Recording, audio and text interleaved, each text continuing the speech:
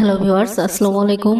আজকে আমি দেখাবো কিভাবে মাইক্রোসফট ওয়ার্ড ডকুমেন্টকে পাসওয়ার্ড দ্বারা প্রোটেক্ট করবেন এবং পাসওয়ার্ড ডিলিট করবেন। দুটো অপশনই দেখাবো। তো দেখুন, ডেস্কটপে ওয়ার্ড ডকুমেন্ট রয়েছে একটা, এটাকে আমি ডাবল ক্লিক করে ওপেন করে নিচ্ছি।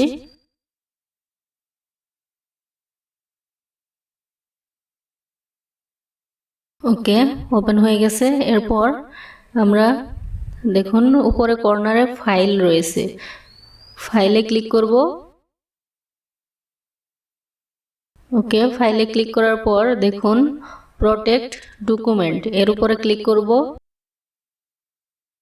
এরপর দেখুন এনক্রিপ্টেড পাসওয়ার্ড, এর উপরে ক্লিক করলাম। এখন আমি একটা পাসওয়ার্ড বসিয়ে দিব। ওকে, ওকে করে দিচ্ছি। এরপর সেই একই পাসওয়ার্ড আবার দিব, দেওয়ার পর আবার ওকে। দেখুন পাসওয়ার্ড প্রোটেক্ট হয়ে গেছে। এখন ওয়ার্ড ডকুমেন্টটা কেটে দিব।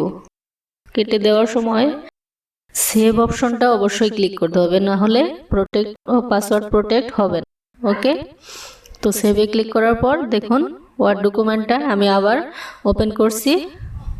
এখন পাসওয়ার্ড ছাড়া এই ডকুমেন্টটা আর ওপেন হবে না। ওকে, দেখুন পাসওয়ার্ড চাচ্ছে, তো পাসওয়ার্ডটা বসিয়ে দিচ্ছি।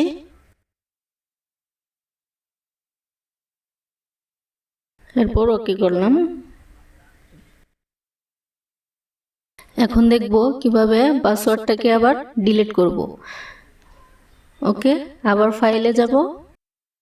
ফাইল থেকে আবার প্রোটেক্ট ডকুমেন্টে ক্লিক করব। এরপর আবার এনক্রিপ্ট উইথ পাসওয়ার্ড। এখন যে পাসওয়ার্ডটা দেওয়া আছে এই পাসওয়ার্ডটা কেটে দিব। কেটে দিয়ে ওকে করে দিব। ওকে করে দেওয়ার পর আবার ওয়ার্ড ডকুমেন্টটা কেটে দিব। অবশ্যই সেভে ক্লিক করব। আবার সেভে ক্লিক করে দিলাম। দেখুন আবার আমাদের পাসওয়ার্ড ছাড়া ডকুমেন্ট আবার রেডি। তো ভিডিওটা যদি ভালো লাগে অবশ্যই একটা লাইক করবেন, আর আমার চ্যানেলটাকে সাবস্ক্রাইব করে বেল আইকনটা প্রেস করে রাখবেন নতুন নতুন এরকম আরও শিক্ষণীয় ভিডিও পেতে। তো ধন্যবাদ সবাইকে। আসসালামু আলাইকুম।